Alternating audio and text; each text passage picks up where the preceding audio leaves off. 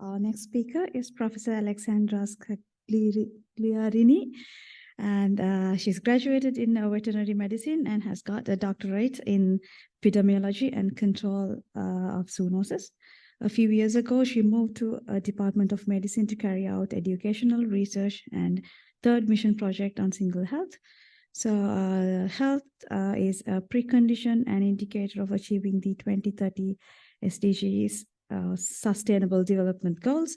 So for this reason, her scientific interest focuses on the inter and transdisciplinary approach of One Health to delve deeper into the interactions between human, animal, and ecosystems underlying the onset of health emergencies and to more effectively manage endemic diseases at a high socio-economic impact.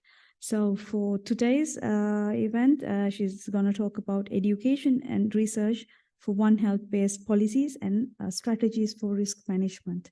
Over to you.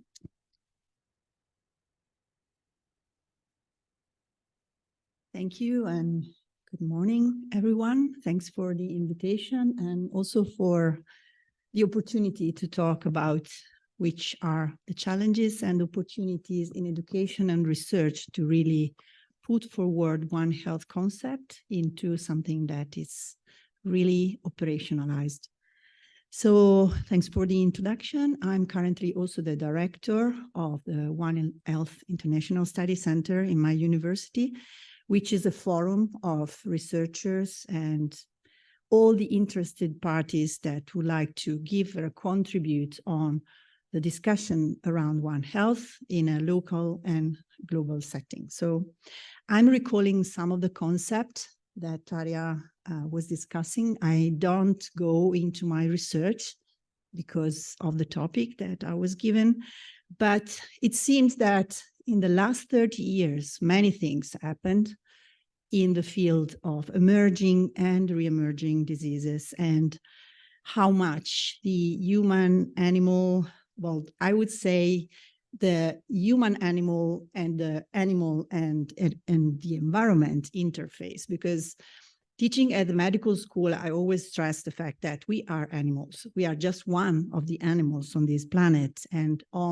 if we look at what is happening around, microbes don't see any difference. So they just would like to jump. So I don't want to really talk about zoonosis, but I would like to talk about interspecies transmission. So if we have a look to this timeline, you see that many of the emerging and re-emerging diseases are linked, of course, to RNA viruses because they are the most jumpy and the most able to mutate. But we also have some DNA viruses. I don't have the chance to talk about them, but they are my cup of tea, so pox viruses. So pox viruses are also very interesting as re-emerging viruses because, as you may remember, variola virus was eradicated thanks to vaccination in the 80s. But after that, the immunity is like vanishing in the population.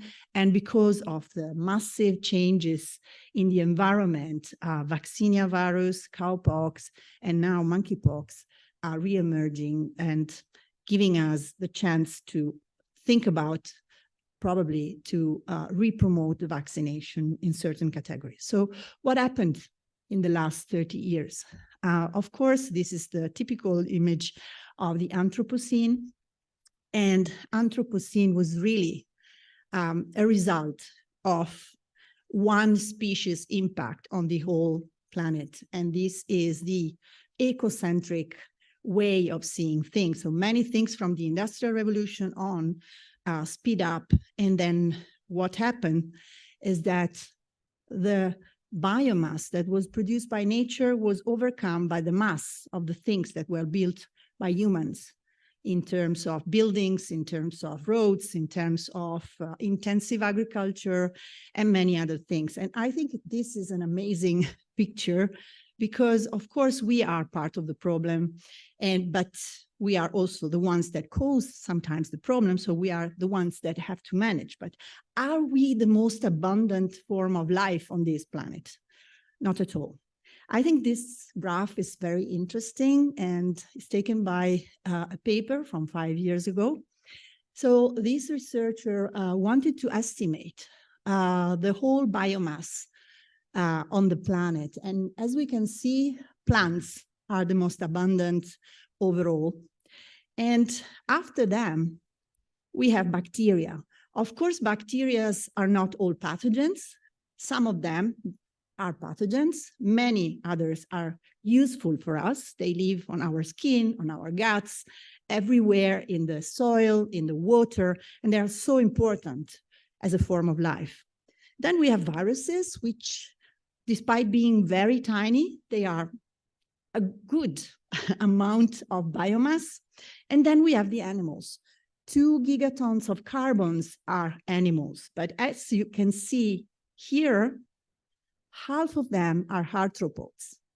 So this is a very important thing in a situation where climate change is so impactful, because as we know, with climate change, tropicalization, we see it in Italy. This is very, very, now it's something that we accept. We are tropicalizing. So we have an abundance of vector-borne diseases that just 20 years ago, they were like tropical diseases, and now they are becoming endemic, like West Nile, dengue, and many others. So if we have a look to the other 1 gigaton of carbon, you can see that livestock are the most abundant. Then we have wild mammals, wild birds, and humans. We are very tiny compared to the others. So in proportion, the livestock animals that we breed, because we need food, we need them for working, we need them for many other commodities, are becoming very abundant on this planet compared to the wild counterpart, mammals and birds, and then we have people. But we tend to neglect that around us, there are microbes. So what are we expected to see in the near future? What we know is that population is expected to grow. And this growth is expected especially in low, medium income countries. And there is an estimation from FAO that we are not becoming vegetarian. We are expected to need more animal products.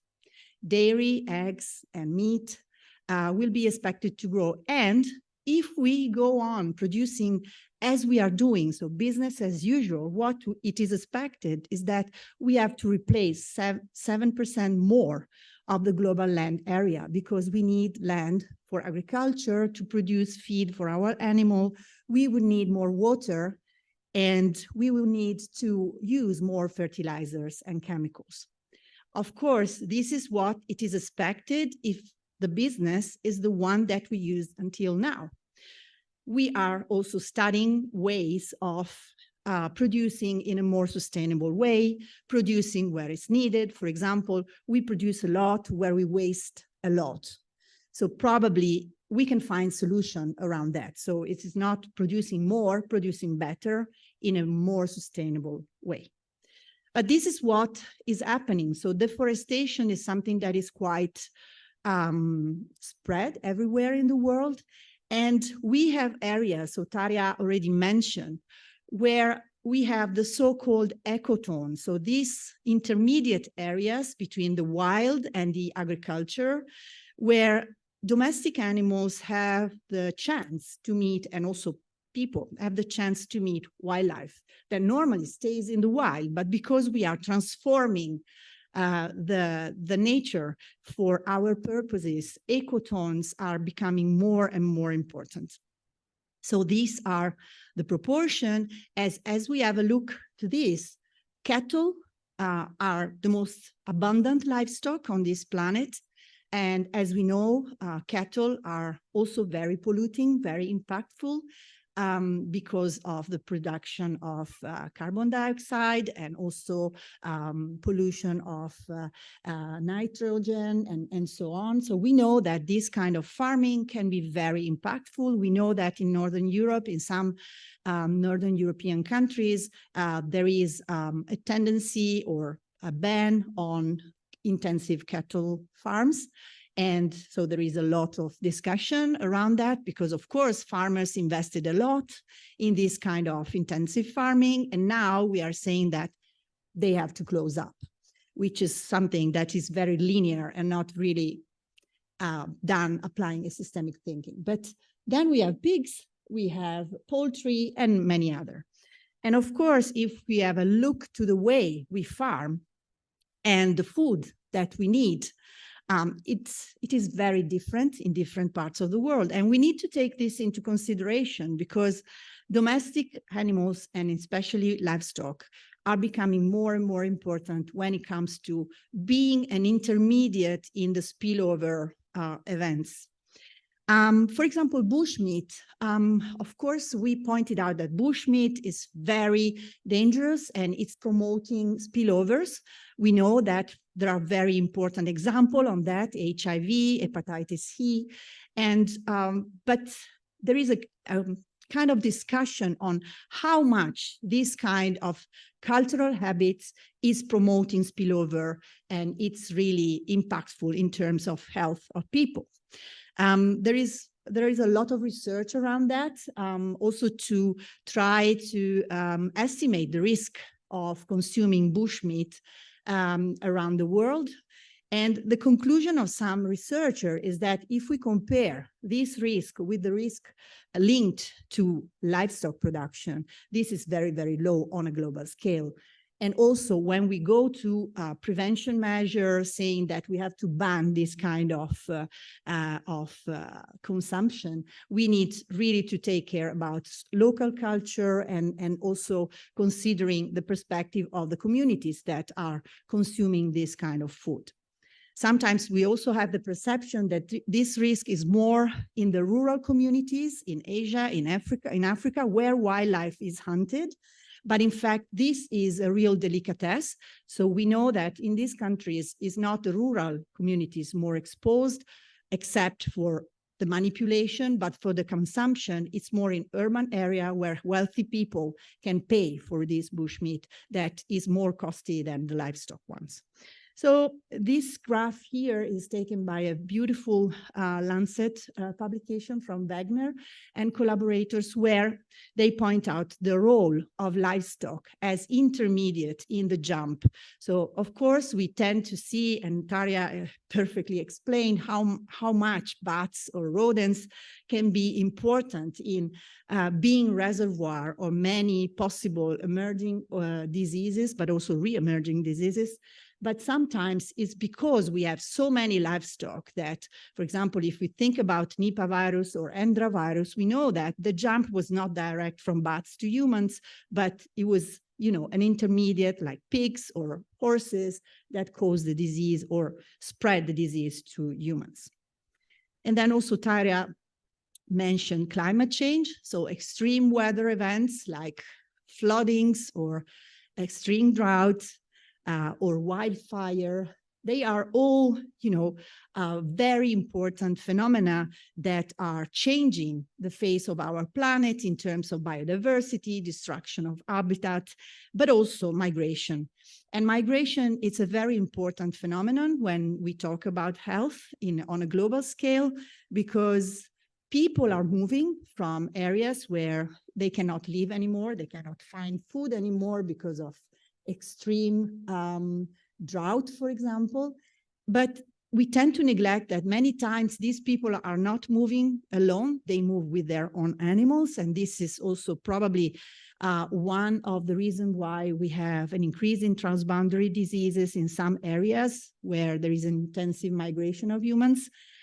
We have also to consider that migration is not only driven by climate, but also conflicts, which are around everywhere, unfortunately.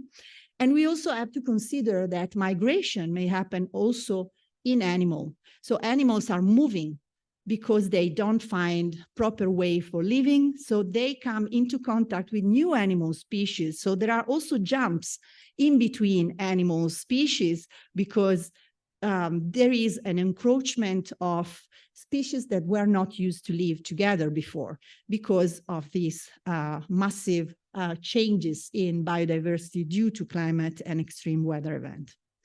Another very important part of the story is urbanization. As we increase in numbers, people will become more and more urbanized. So this is what is expected in the near future. And because the increase is expected, especially in low and medium income countries, we expect that cities will grow.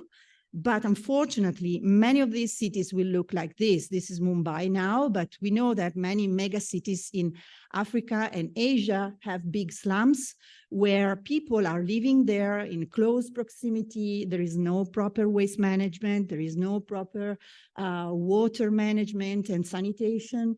Many of these people are not even considered citizens, so they don't have access to healthcare. So many of these people do not receive proper healthcare. And this is a problem because we live all together. Even if they are the poorest in the population, they live all together. We live all together.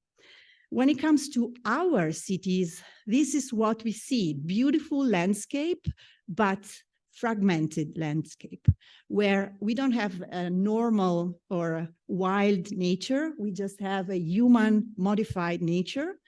And in these settings where we have parks, we have roads, we have bridges, we have a lot of light, a lot of noise, many animals are just moving because they don't like to live there. And other animals are very happy to live there because they find a lot of resources. So there is a non-equilibrium between prey and predators. So, for example, in cities, we have a high concentration of rodents, but also many other animals. So we tend to think that rodents are in the slums, but in this picture here, this is Central Park in New York. So in Bologna, we are full of rats, and it's a very normal city, and it's not a slum. We have wild boars in Rome. This is a picture from Rome. And we have foxes everywhere. So it's not just a matter of rabies, but also echinococcus and many other diseases. And then monkeys that just come from the wild into urban settings in many cities in Asia. And we know that monkeys are just non-human primates. We share 99% of our genome, so pathogens do not really see any difference from them to ours. So many different challenges are influencing what is happening. So this is why we tend to see all these diseases. We are prepared to the next big one. We are also more capable of discovering. 50 years ago, we didn't have this access to molecular biology, not to next generation sequencing. So now we are more capable of identifying new pathogens, but in fact, we are seeing a lot more that we were expecting. We in the 60s of the 20th century, we started the post-infectious era where humans were very happy to have antibiotics and vaccine for everything. So we thought that infectious diseases were not a problem anymore. And there started all the anti-vaccine policies and people that are against vaccination, because everybody was not remembering infectious diseases. But now we are all surprised because infectious diseases are still there and we have antimicrobial resistance. So all these factors are very important in influencing emergence or re-emergence of diseases. So we are talking about health in socio-ecological system. So it is not just a matter of interlinkages and overlapping of habitats, but also cultural habits, social dynamics in different geographic settings. So we cannot really compare what we do in Europe with Asia, with Africa. We just need to embed in this society to understand what is happening there. So if we embrace this kind of concept, indeed, we need to involve in our research social scientists, and not just general social scientists, but people that are experts of a certain geographic setting. So if we embrace this kind of concept, we will also embrace the ecologic way of seeing our planet, where human is part of the system, is not on the top. And this scheme, this framework was promoted by Wagner, and I will recommend you, this publication because it's very interesting.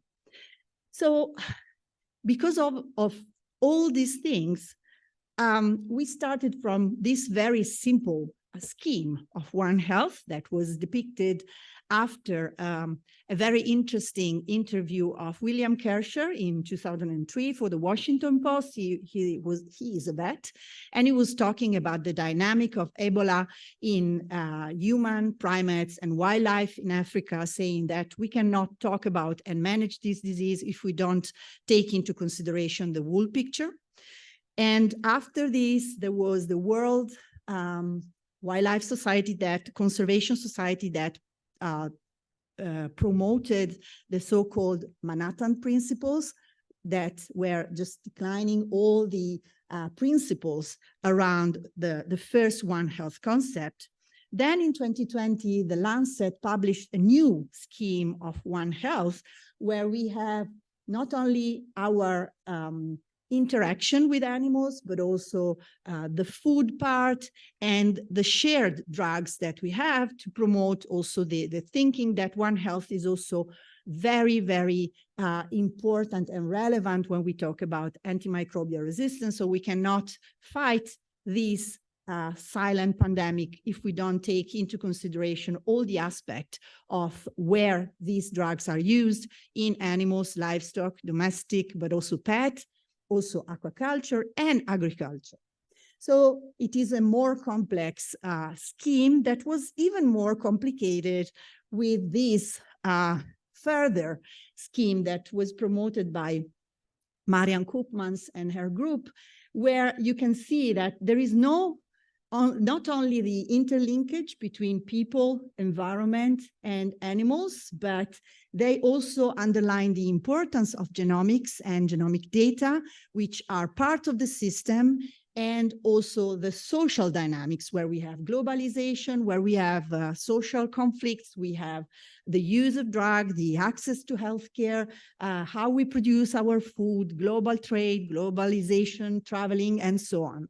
So as we grow in our knowledge of what is around and why we are observing emerging diseases, the system become more and more clear and, well, more complex indeed. And we are now approaching health in a more systemic way, in a holistic way, going out of the linear approach through a systemic approach.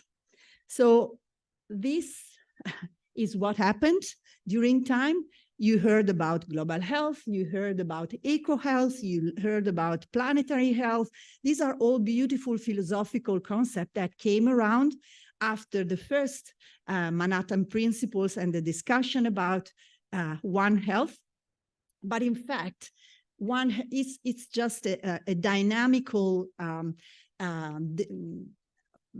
as I said, discussion around what we intend when we talk about health. Can we talk about health, including just humans in the system, or we have to move from species to the dynamic of the system? So this is what One Health is now, but probably this is evolving in time and it's still dynamic. So the CDC published this and saying that probably One Health is not only zoonosis, it's not just foodborne diseases, it's not just vector-borne diseases, but we have to consider also chronic diseases. We have to consider mental health. We need to consider occupational health, because it's there where humans engage in activities that involve animals. So this is very important, and also the conception of animals. So we are dealing with livestock and pets, but sometimes livestock are pets. Thinking about rabbits, in Italy we eat rabbits, but somebody has rabbits as a pet. We have rodents in our houses, we have exotic animals, and so on. So we need to think about all these kind of things, because also our perception of animal is different, is evolving, and is different in different parts of the world. So to go back to my topic, everybody is engaged in One Health. So we have the academia, we have the European institution, we have the worldwide institution. Everybody is struggling to try to contribute to this beautiful concept, which is not a discipline, but it's a way of working. It's a way of working together to really understand a complex system. So everybody is interested in contributing to the whole picture where humans are part of the system. We have wildlife, we have domestic, and within the domestic, we have pets, but we have livestock and so on. And we have agriculture, the way we produce food and so on. But, you know, the struggle is how we can work together to really produce a meaningful effect for the community. Because as researcher, we heard from Tarja that we are producing data, but this data needs to be translated in something that is useful for local and global communities. So we are here to solve problems. But how we can do that? We have to convince funders. We have to deal with the strategies at an international level. So we also have to do a research that is meaningful for what it is needed. So as we know, there was a first agreement in 2010 that was called the tripartite agreement from FAO, the so-called at that time OIE, now it's the World Animal Health Organization, and the WHO. The tripartite was mainly dealing with zoonotic diseases and AMR, but they understood that they had to work and share their competencies to work together and solve these massive challenges. Then COVID came, something happened. We realized that probably also environment should be involved in this whole picture. There was a conference in November 2020, and the Paris Peace Forum. The Ministry of Health in Germany and France started to promote the creation of a panel that is the One Health high-level expert panel that started its work in May 2021. And this panel is the one that should really assess policy-relevant research activities, development of long-term strategic approach, and also try to really push for the implementation of the One Health Joint Plan of Action that we will describe shortly. So they involved not only FAO, OIE, or the World Animal Health Organization, WHO, but also UNEP, which is the agency of the United Nations on the environment. So it is now 4 important international bodies that would like to really work together in an interdisciplinary and transdisciplinary way to promote health. And I think, well, you have already seen this scheme from part of this scheme from Tarja's presentation, but I think that it is very interesting that they have tried to build on values. So equity, the social political party, so it's not just research. We need to consider also the society and the political counterpart, because these are the ones that really implement our research data. And then the stewardship, the responsibility, and the transdisciplinarity. So these are the values that guides the new concept of One Health worldwide, that is also built on the 4C: communication, coordination, capacity building, and collaboration.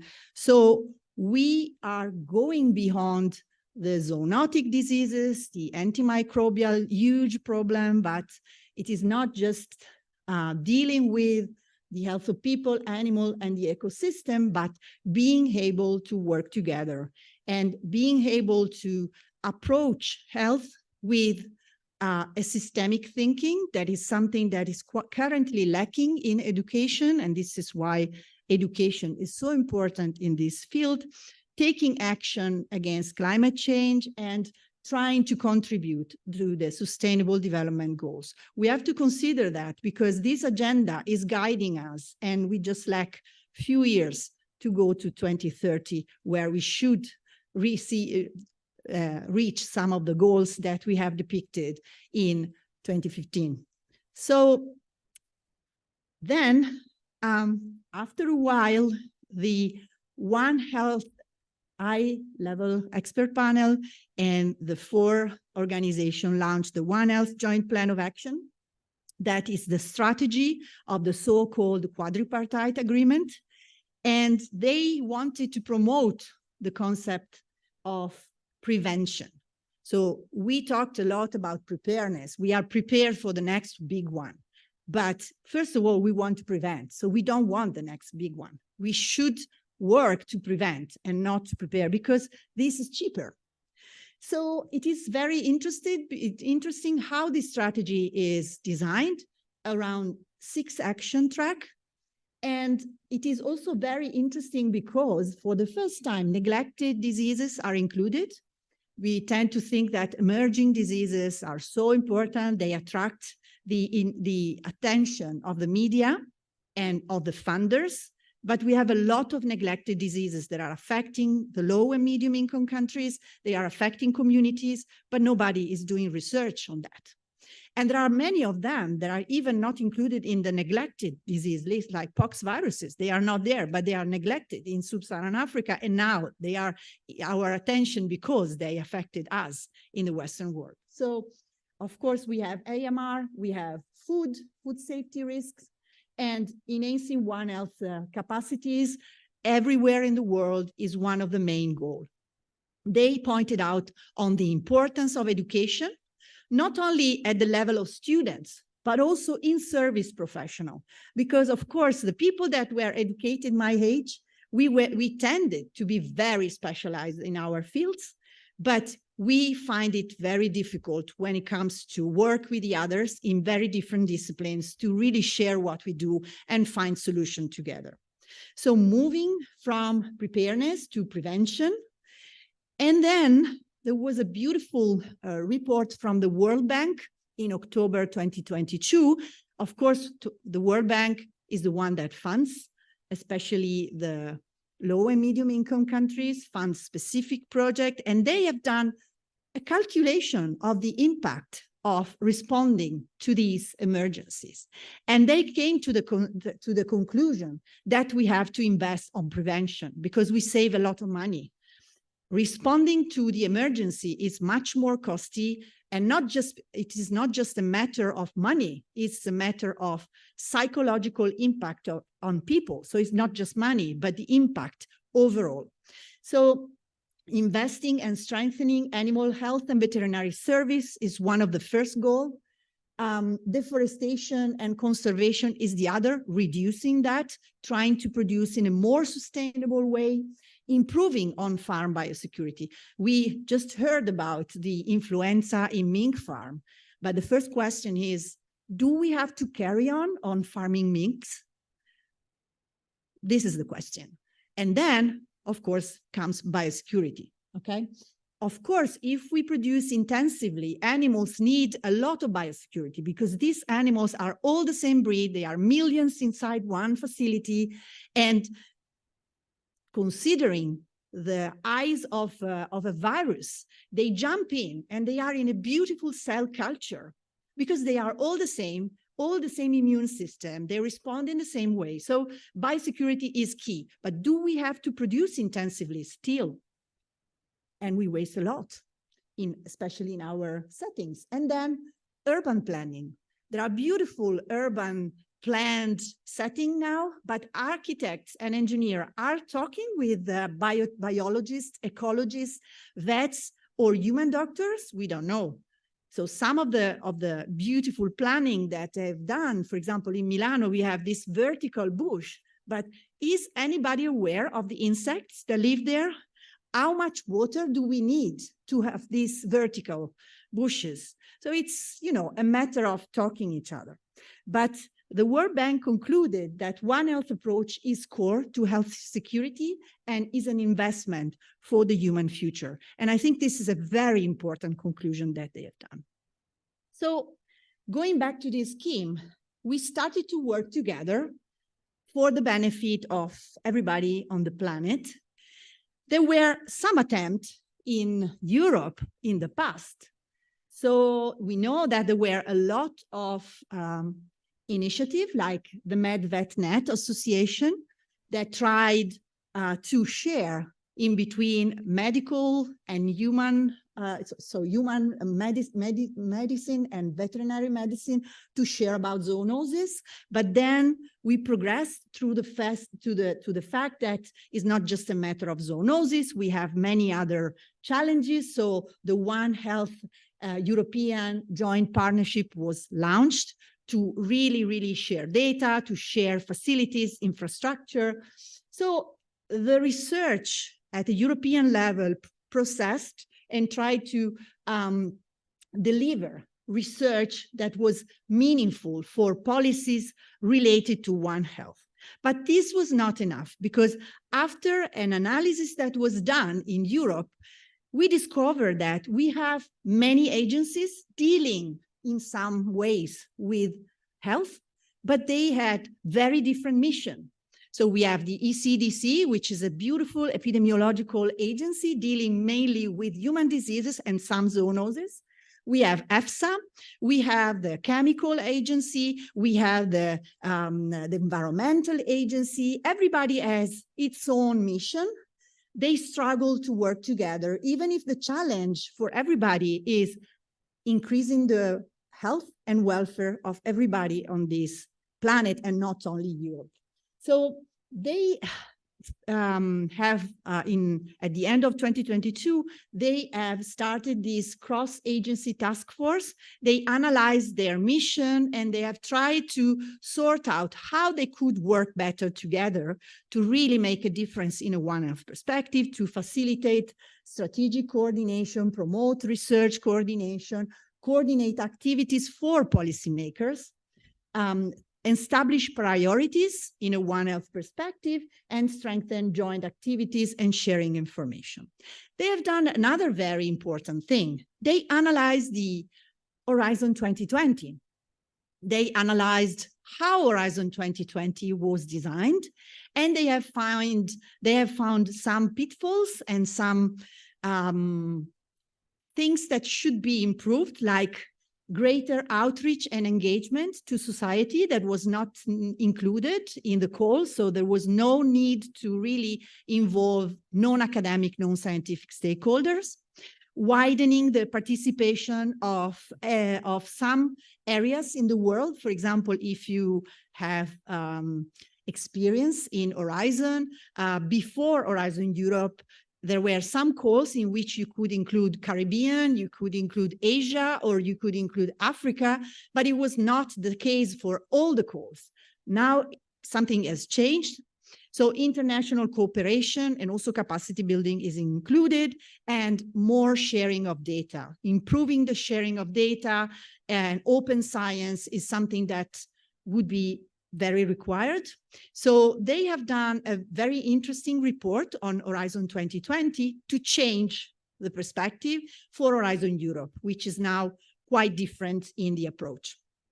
Then the Commission launched the One Health Directorate. So they have tried to promote an inter-directorate strategy. We know that we have DG Santé, we have DG Sanco, we have DG Research, we have DG Environment, and many other.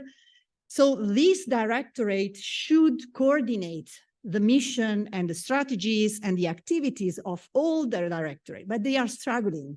In November last year, they have done a conference with the agencies and they were quite frustrated because they thought this could be easier, but it's not, because everybody is so interested to reach the goal and it's not easy to really work together.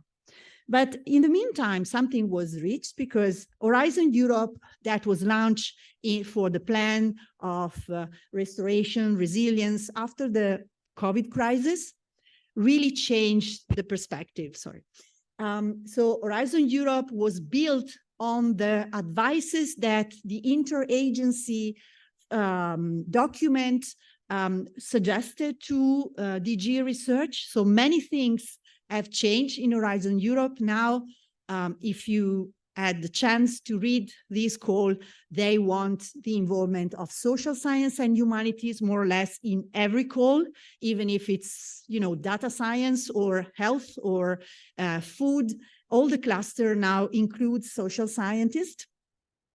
It is possible to involve non-European countries, especially Africa, Asia, South America. It is possible to fund them, not only to involve them. And this is another very important goal that they have reached.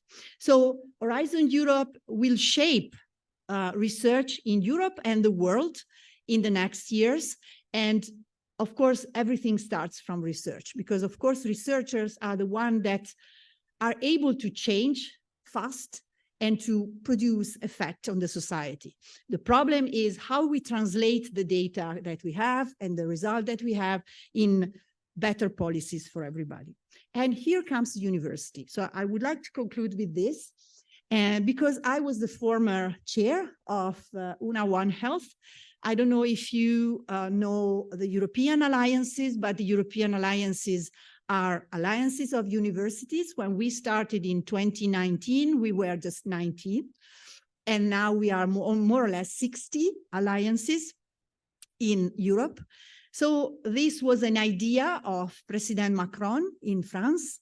And the idea was to go beyond the Bologna process and go beyond the Erasmus project, building new environment of university where scholars, researchers, and students could really interact as if it was a one university. So our alliance is called Una Europa, and these are the 11 universities that build this beautiful alliance. And Helsinki is another one, and Helsinki was in fact the first guiding us in this focus area, because we have 6 focus areas in our alliance, and One Health is one of them. So Helsinki was guiding the One Health initiative from 2019, November. It was launched, our initiative, and it was just well before, maybe some weeks before COVID. So everybody was, I think, amazed of the fact that we came just before the COVID crisis. So, wow, you are well in time. Yes, but because it's not just COVID. There are so many other challenges that are affecting our health. As you can see, we have cultural heritage, data science and artificial intelligence, Europe and the world, sustainability, future materials. And as you can see from this focus area, they are quite transversal. So they are not really silo disciplinary, but they are very able to interact each other. So One Health is very open for collaboration with colleagues working in different areas. So the idea is that when we work at the alliance level, we need to be as much as possible transversal in our activities for really promoting an inter and transdisciplinary research. So in One Health, what we wanted to do was to, when we started our strategy, we wanted to promote an holistic and long-term approach toward health in education, in research, and in outreach to society.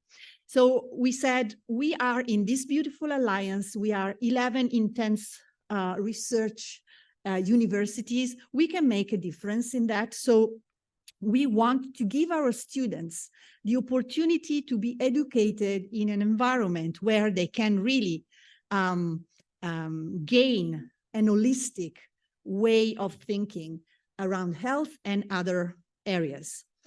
We wanted also to collaborate more with private sector.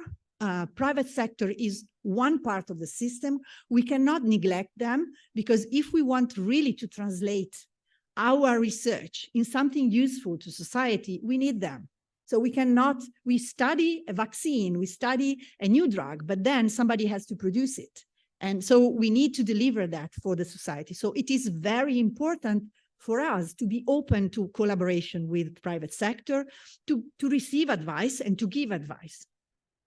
Working with policymakers, and also having a very attent eye to the society. We changed our concept of citizen science, which is quite popular at the moment, talking about people science, because we considered that if we want to apply an equity value, we have to consider that in our communities, we are not all on the same page. So we are not all citizens. Some people that live with us in our communities, they are not recognized as citizens. We need to consider them part of the community, and we want to hear them, their point of view, where they come from, what is their culture, and so on. It's not just being citizen that counts, but being people that live together. So for education, what we have done, so far we have done summer school to really promote the sharing for our students, different perspective from different parts of the world. In our summer school, not only European students can participate, but also students from outside Europe, and they receive inputs on many health-related topics to really start to translate into practice the principle of One Health. These are dedicated to bachelor students, master students, and PhD students. But in the near future, we also accepted the big challenge that was designed in the One Health Joint Plan of Action to educate in-service professionals. So having lifelong learning is something that is really needed, because the decision makers that are already there, they talk about One Health, but they don't know how to put this in place because they were not educated to work in an interdisciplinary way. So we are gaining information from the European agencies. We have an open discussion with WHO and OIE to know which are their needs, to really produce a program that will be meaningful for in-service professionals, also for companies, because working in a food producing company or in a pharmaceutical company, you deal with health. So you need to know something about One Health and how to put this in place. And finally, we work for communities. We share, we try to translate what we do for the benefit of communities. So dissemination, event, podcast. We do a lot of initiative, and one of them is this webinar that we have organized in collaboration with a private partner, that is MSD, and in the future we hope that we will be able to do with more private partners to talk about vaccination, to talk about AMR and many other issues that are very important, because we know that in medical sector we know a lot about AMR, but how people deal with drugs when they are at home. Are they just throwing these drugs in the toilet? Are they aware of the problem that they can cause if they don't waste properly these drugs? Do they know that they have to receive medical advice? They don't have to buy these drugs from the internet, because this is very dangerous for them and for the environment if they are not needed. And we will launch very soon a One Health literacy project that is how people understand the concept of health and One Health in a very holistic way. So this will be a very social science-driven initiative that will involve also scientists from any other discipline to collect information and try to translate into something meaningful for society, to be very effective in not just talking about One Health, but operationalizing One Health. And of course, we are also working in research, trying to promote as much as possible inter and transdisciplinary research, sharing infrastructure, and promoting health in a global level, because our aim is to work as much as possible with our partners outside Europe, with Africa, South America, and many others.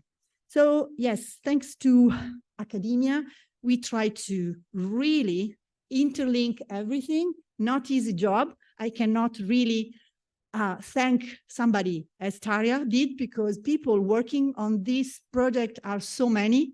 So, but it's, for me personally, what is really inspiring in my daily job when I try really to put in place One Health in research and education is students. Students are very open-minded around One Health. They are amazed about this concept and are the ones that are ready to really gain the principle to put this into practice. So they are the ones, they are the future leadership. And so we have to invest in them when it comes to changing the way we do research and we contribute to society. Thank you for your attention. Thank you for the insightful lecture. And now the floor is open for the questions.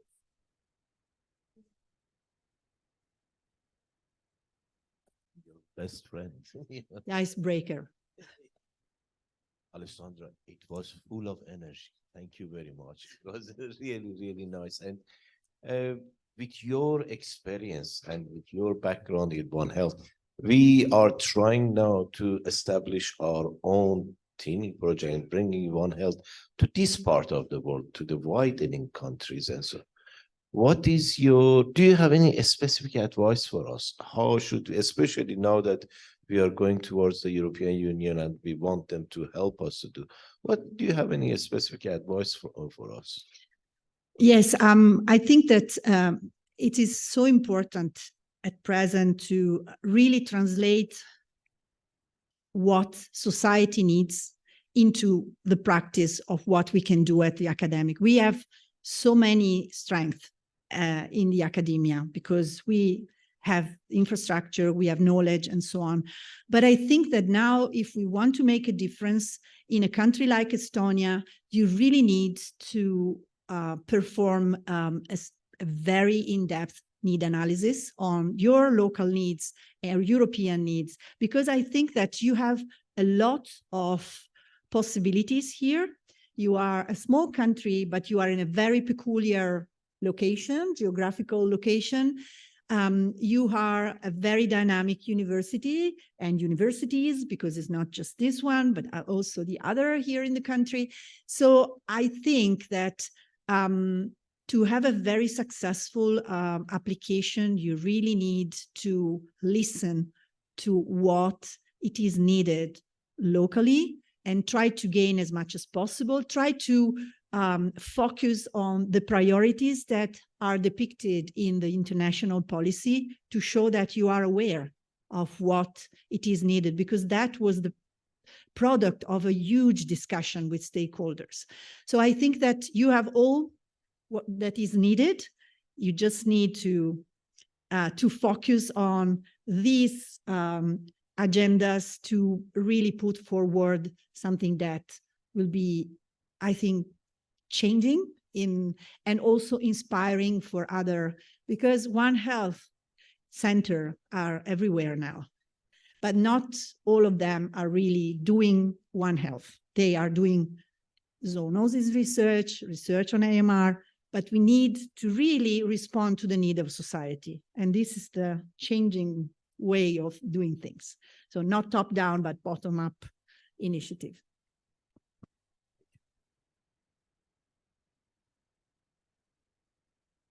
Just one question. So you were talking about the AMR. Yeah, it's not a major thing now in the One Health. It is still. So what I felt was when I went through all the Estonian standard publications in Ravi Miamat, it shows that within the country, the antimicrobial usage is going down and down. But then when I went to the conferences and they are talking, the AMR burden is going up and up and up in the Baltics overall. So is it really the truth that we see in the statistics? Because I feel like this cross-border movement especially within the Europe, I have a doubt on this, the government statistics over the research findings. Yeah, AMR it's a huge challenge, because you cannot really manage for well AMR at a local level, because AMR is brought by commodities coming from other parts of the world, people traveling, and so you cannot really just manage AMR in a hospital or in an animal clinic or in a livestock facility. Of course, rules are important. It's not homogeneous in Europe. We are the worst, probably. In Italy, we are very bad. So if you want to study AMR, come to Italy, because it's a very amazing field. But of course, we have to take into consideration that AMR is not just a local. You cannot manage AMR for well at a local level. You need to take into consideration the traveling of people, of animals, of commodities, and so on. So of course, maybe you have good data in a hospital, but then if you go to the environment, what you see in the water, in the ground, that is really, you know, I think the blueprint of what is happening around. So it's a huge, I think it's a huge challenge. It's still in the agenda and it will stay there. The role of private sector here is so important because of course we have to fight AMR, but we have also to find some new drugs that should be used if needed, because now people are dying for something that, you know, was really simple surgery and then they die of pneumonia in a hospital because superbugs. So we really need also investment that were just abandoned in the last 20 years because of other strategies in private sector. So this is another very important thing. So on one side, we have to manage for well the therapy and the diagnosis and the prevention. But on the other side, we still need to invest on this research and have funds also for private sector to do so. And not only us in our labs can solve the problem. Yeah. And this, the one more question. Because I know in Malaysia, when the children administered with the HPV, there's a huge issue like we should not do, and like with this question they addressed through the religious leaders. So like how could that be the integration with the religious people, especially this can be seen in Asian region? Yeah, I think that this is another very important issue. We tend to neglect culture and religion. I just reviewed a paper on Crimean Congo hemorrhagic fever in Iraq, and that was really linked to religion feasts and things. So we need really to consider that we are living in a globalized world where culture and religion is important. I just finished a European project with South Africa on capacity building in One Health research, and we realized the importance of sharing with local chief in communities. So you cannot really go into the community and do some work if the chief is not aware. But at the same time, you need also to accept local knowledge, because sometimes religion rules comes from local knowledge, and many times local knowledge is very, very concrete. So, for example, if we go to traditional medicine and so on. So decolonizing One Health is another very important issue when it comes to our vision of One Health. One Health comes from the Western world. We discover again the wheel. So we are linked to the environment. We are linked to the animals, but of course we are. So why? So traditional healers, they know it.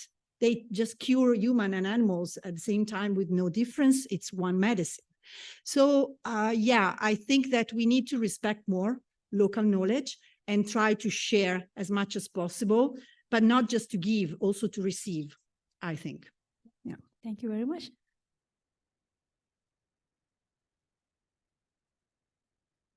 Yeah, thank you. Really stimulating. You had a slide on the broadening concept of One Health, like how we started from the AMR zoonosis, and now we are at like our point. The purpose is to solve the massive global existential problems. But then how does that translate into building a One Health center? Because with a narrow view, it's easy to see that you have a handful of professors in the core fields, and that's your One Health Institute. But now the current concept, it covers basically the entire university or all possible fields that can be studied. So maybe then a handful of professors is no longer the One Health Institute that you want to have. But also, I think you don't want to have only like a management institute where you would only have like communication specialists, educational planners. So if you could have your dream One Health organization in a university, then what would it be? Yeah. Well, yeah, this is the challenge. And I think this is the challenge that also European Commission is dealing with, because they are trying to struggle how they can really put in place One Health. But in our field, I think in education and research, we we need to, well, we cannot do everything. We need to start from very concrete case studies that are meaningful as much as possible for the local community and possibly outside the local community, maybe neighboring countries or Europe, if you are in Europe.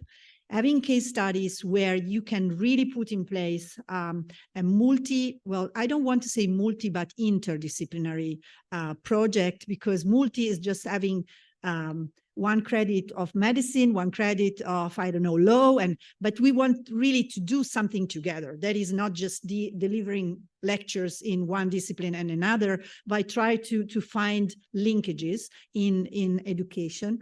I don't think, as we discussed many times, that One Health is a discipline per se. So I think having a master on One Health is meaningful only when you have already a degree in medicine, in vet, in law, in engineering, to understand how you can work in a different way. And I don't think that this is impossible. So in my dream, there should be researcher, but also people that are able to really design innovative formats in education. And so we need pedagogists. Is not just a vet that can realize how to put in place a very impactful program. You need somebody that, for example, is aware of innovative formats of delivering, maybe problem-based learning more, or I don't know, critical thinking and so on.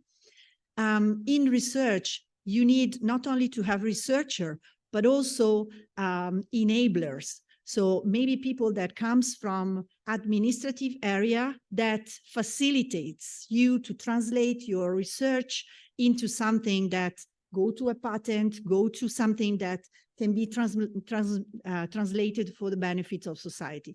So I imagine a big amount of people that can give seed to this big farm that is the One Health per se. So I coming from the vet field, the problem is, as vet, we think that One Health is our field, but it's not.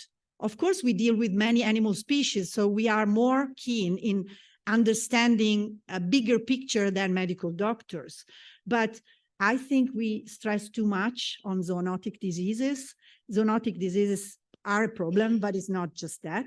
So we really need psychologists, anthropologists, and also we need to translate our knowledge in something that is able to be shared with the community. And decolonizing One Health is very important, because our way of looking at health is still very Western-centered, while we need a more global, or being aware. Of course, we come from the Western, so we have our perspective, but sharing at the same level. So equity is very important for me. So we need to find a way. I think Estonia, it's a good place to play, because it's little, new, and dynamic. So we can try to see if your project will be successful, maybe will be inspiring for others.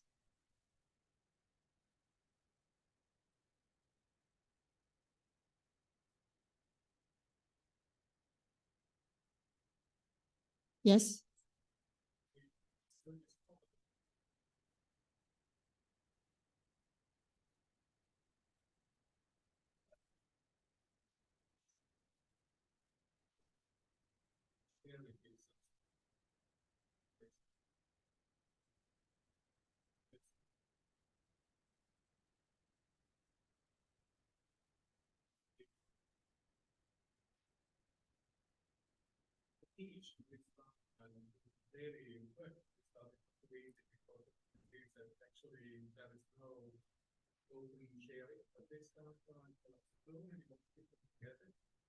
Even when you can say that with different data from different sources, we can really take research, but beneficial challenges for society and so on. I'm even thinking that if we have this agriculture food forecast, so on, would we have one health board, not to have too many kind of yeah. Just how break these obstacles between different institutions and get access to high quality, not too confidential information, but really can change the world. Yeah, I think that you mentioned a very crucial thing. I didn't mention data science and artificial intelligence, which is something that now is a reality. And probably they can be one of the solution of the problem, because of course we produce our data, we work with our own group, but sharing data is becoming crucial. We do surveillance in vet field, we do surveillance in food, we do surveillance in humans, but sometimes these data cannot come together. I give you an example. In Italy, we are very proud, in my region in particular, we are very proud of One Health approach to leishmaniasis, to West Nile. Yes, they were beautiful projects, but full stop. For many other diseases, this doesn't exist. So it was not a case study that was translated in something that makes the database talking each other. And we have now the technology, the knowledge on how we can share databases. But there is still a lot of resistance from scientists, from, I don't know, the owner of the data. Of course, GDPR is not really helping somehow. It's so important, but it's becoming more and more, you know, something that can be sometimes a constraint and is not applied everywhere in the same way, especially if we go out of Europe. So I think that data sharing it's a first thing. So I can suggest to your center to really invest on that, how to really start a project that makes databases into communication. I want to give another example. Italy is one of the very few countries, probably we are one or two in the world, having animal health and human health under the same ministry. Okay, so in theory, we are One Health from the 70s. In practice, the offices are not really talking each other. So they are under the same minister, but they are not really doing One Health. They say they are trying to do, but even if they are under the same ministry, they are not able to really work together. I think data science and artificial intelligence can be a way to really change our way of working in terms of having data available and having early warning system, or, you know, reducing duplication of the research, because sometimes you have already the result. Why you are repeating the experiment if somebody else has done that? So, yeah. So data science and AI, I would include. Yes.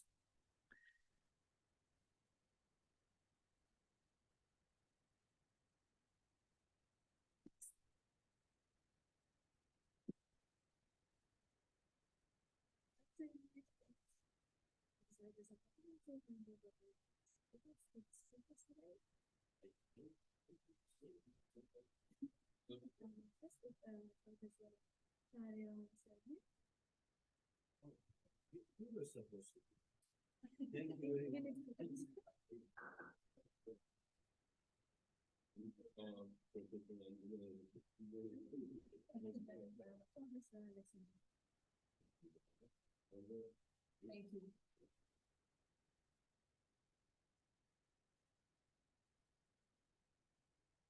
And thank you everyone for joining us today, and hope to see you again in the next guest lecture in next month. Thank you very much.